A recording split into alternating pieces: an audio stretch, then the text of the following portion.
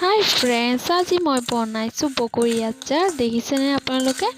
সেয়া চাওক, মই আজি বনাইছোঁ বগৰী আচাৰ আৰু আপোনাৰ লগত ভাবিছোঁ আপোনালোকৰ ওচৰত শ্বেয়াৰ কৰোঁ আৰু বেছি দেৰি নকৰোঁ আৰু বলক মই আৰম্ভ কৰিছোঁ ফ্ৰেণ্ডছ আচাৰ বনোৱা। সেয়া চাওক, মই কেৰাহী গৰম হোৱাৰ পিছত মই পাঁচফোৰণ দিছোঁ ইয়াতে চব মিক্স কৰি, আৰু ইয়াতে দিছোঁ পান মছলা অকণমান দি দিছোঁ। চাওক, চাই থাকক ভিডিঅ'টো।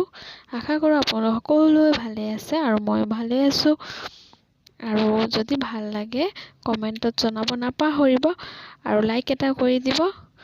আৰু এয়া চাওক, ধুনীয়াকৈ মই লৰাম, গোটেইকেইটা ধুনীয়াকৈ মই লৰাই যাম, কিয়নো অকণমান গৰম কৰি তাৰপিছত মই এইটো পিচিব লাগিব।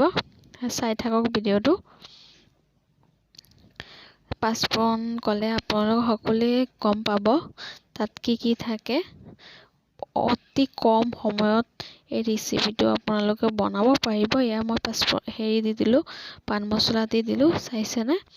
অতি কম সময়ত, বিশেষ তাত একো নালাগে।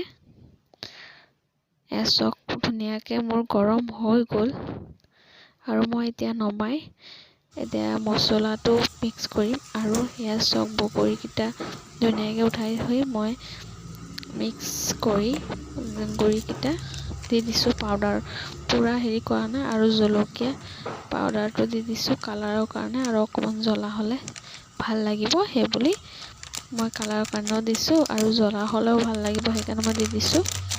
ধুনীয়াকৈ মিহলাম আৰু এইফালে মই এটা কেৰাহীত গৰম তেল কৰিম, আৰু এইফালেও হালধি অকণমান দি লওঁ আৰু অকণমান নিমখো দি লওঁ।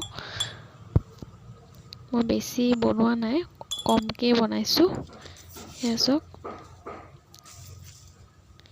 গোটেইকেইটা দি ধুনীয়াকৈ মিহলাই আপোনালোকে চাওক হৈ গ'ল। তাৰপিছত মই তেল গৰম কৰিছিলোঁ অকণমান, সেয়া গৰম কৰি কেৰাহীটোত পূৰা গৰম কৰা নাই, অকণ অকণ গৰম কৰিছোঁ নহয়, মছলা গোন্ধটো থাকি যাব।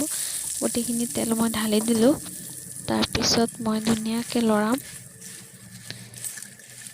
দেখিছেনে আপোনালোকে? অতি কম সময়ত মই এই ৰেচিপিটো কৰিলোঁ। বগৰী ৰেচিপি, পকা বগৰীকেইটা 3 দিনমান মই ৰ'দত শুকাইছোঁ।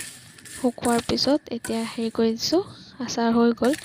আৰু আপোনালোকে 2বাৰ বা 3বাৰ ৰ'দত দি পেলাই বৈয়ামত ভৰাই থ'ব পাৰিব, কাঁচৰ বৈয়ামত ভৰাব। এয়া চাওক, হৈ গ'ল মোৰ আচাৰ ৰেডি। থেংক ইউ ভিডিঅ'টো চোৱাৰ বাবে।